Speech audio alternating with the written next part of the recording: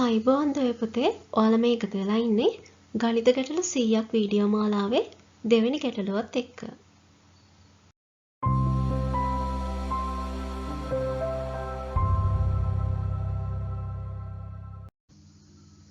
මේ ගානේදී අපෙන් අහලා තියෙනවා සමචතුරස්‍රයකයි ත්‍රිකෝණයකයි වෘත්තයකයි එකතුව කීයක්ද කියලා.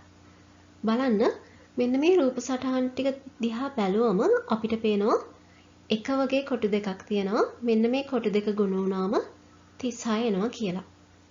එක වගේ කොටු දෙකක් තියෙනවා කියන්නේ මේ දෙන්නටම එන්න ඕනි එකම ඉලක්කම. එහෙම නැත්නම් එකම සංඛ්‍යාව. කීයයි කීයයි ගුණ වුණාමද 36 එන්නේ.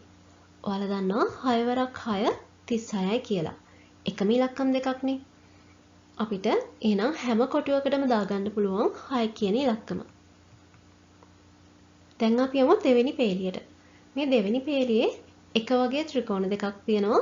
මේ දෙන්නගේ එකතුවෙන් 6ක් එනවා. එහෙනම් මේ දෙන්නටම එන්න ඕනි එකම ඉලක්කම. ඔයාලා දන්නවා 3යි 3යි එකතු වුණාම 6 එනවා කියලා. එහෙනම් ත්‍රිකෝණයකට එන්න ඕනි 3 කියන ඉලක්කම.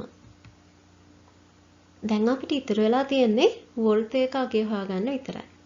බලන්න මෙන්න මේ ත්‍රිකෝණයයි වෘත්තයයි ගුණ වුණාම තමයි 6ක් එන්නේ. එහෙනම් මෙතනට එන්න ඕනි කීයද? 3 වරක් 2නේ 6 වෙන්නේ. එහෙනම් වෘත්තයට එන්න ඕනි 2 කියලා. මේ වෘත්තය අගයත් 2.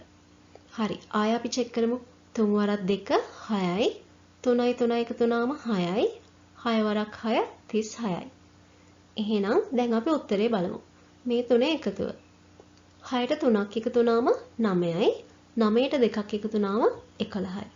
එහෙනම් මෙන්න මේ රූප තුනේ එකතුව එන්නේ 11ක් කියලා.